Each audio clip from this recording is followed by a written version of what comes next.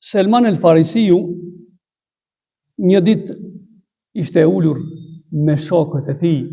Ju e dini se Selman el Farisiu është prej Iranit të soqëm, i cili kishte kaluar në peripeci të ndryshme, kishte shkuar në shumë vende për ta gjetur të vërtetën dhe rrugën e vërtetë.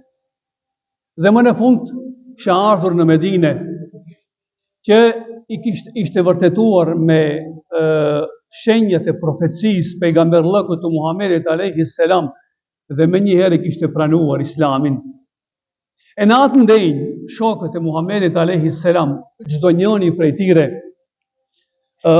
përmente se jemi të afërmit e njerëzve të famshëm.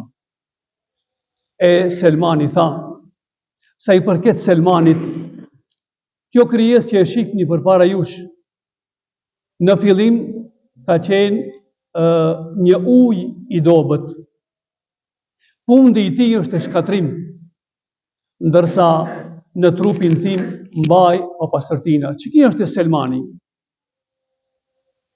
Ishte i nështruar ndaj Allahu xhaleshanuhu, në mënyrë të vazhdueshme, e ndjente nevojën që ka për Zotin e madhruar, dhe prandaj Muhamedi alayhi salam për këtë njeri i tha, Selmani është nga familja ime. Ai ishte nga Irani i soqëm.